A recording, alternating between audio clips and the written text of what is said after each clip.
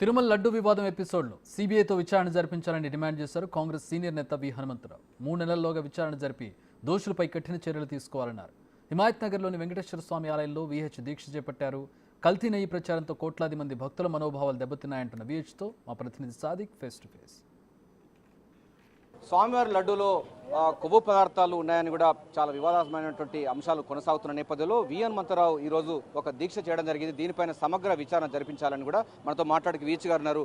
VH గారు, నిజంగా స్వామివారి లడ్డులో ఇట్లాంటి కొవ్వు పదార్థాలు ఉన్నాయని కూడా వస్తున్న నేపథ్యంలో హిందువుల మనోభావాలు కాకుండా సబ్బండ వర్గాల మనోభావాలు దెబ్బతినే విధంగా గత ప్రభుత్వం ఎందుకు వివరించింది అనుకుంటున్నారు? హిందువులే కాదండి, ప్రపంచంలో వేరే మతస్థులు కూడా ఆయనను దేవుడు అంటారు. ఎంతో మంది అమెరికా, లండన్, ఈవెన్ దుబాయ్ నుంచి కూడా వస్తారు. ఏది మతమే కాదు, దేవుడు అంటే ప్రాముఖ్యత ఉన్నది వెంకటేశ్వర స్వామికి. కనుక నా ఉద్దేశంలో వీళ్ళు వాళ్ళ మీద అలిగేషన్, వీళ్ళ మీద అలిగేషన్, ఈ అలిగేషన్ వద్దు. రోజు పేపర్ల తరువు కాదు. ఇవాళ న్యాయం జరగాలంటే కేంద్రంలో, ఎందుకంటే నరేంద్ర మోడీ కూడా ఏది వెంకటేశ్వర స్వామికి దండం పెడతాడు, పూజ చేస్తాడు, అమిత్ షా చేస్తాడు, జడ్జెస్ అండి, సుప్రీంకోర్టు జడ్జిలు కూడా వచ్చి చేస్తారు. కనుక వాళ్ళకు కూడా నా రిక్వెస్ట్ ఏంటంటే గవర్నమెంట్ ఇమీడియట్గా సిబిఐ ఎంక్వైరీ చేస్తే, ఎందుకంటే ఒక ఆయన దీపం పట్టుకొని ఊరంతా తిరుగుతుండు, స్నానం చేస్తుండు, ధర్మాలతోటి పని అయిపోయింది. ధర్మం ఎవడన్నా తినదు. కానీ నేనేమంటున్నా, ధర్మం తినేటోళ్ళు మీకు చిత్తశుద్ధి ఉంటే మీరే అడగండి. Yes, I'm prepare to give a CBI అంటే అదొక మంచి మెసేజ్ పోతుంది అనేది నా ఉద్దేశం. జగన్ ఎందుకు సిబిఐ ఎంక్వైరీ అడగట్లేదు? జగన్ ఎందుకు సిబిఐ ఎంక్వైరీ అడగట్లేదు? ఇక ఎందుకు అడగలేదు అనేది నేను చెప్ప. ఆయనకు చిత్తశుద్ధి ఉంటే వైఎస్ఆర్ కొడుకుగా ఎస్ అన్నిట్లో నువ్వు దమ్ముగా మాట్లాడుతూ దీన్ని కూడా దమ్ముగా మాట్లాడు.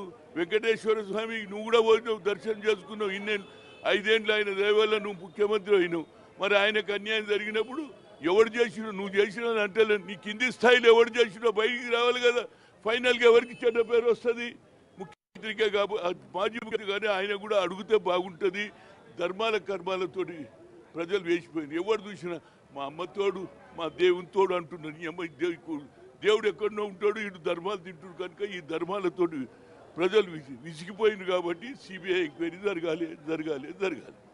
ఇది రాజకీయమైనటువంటి అంశంగా చూస్తారా, లేకపోతే ఇది భక్తులకు సంబంధించిన అంశాలు కనుక దీన్ని సిబిఐ? నేను రాజకీయం లేదుకోనండి, భక్తుల సమస్య ఇది.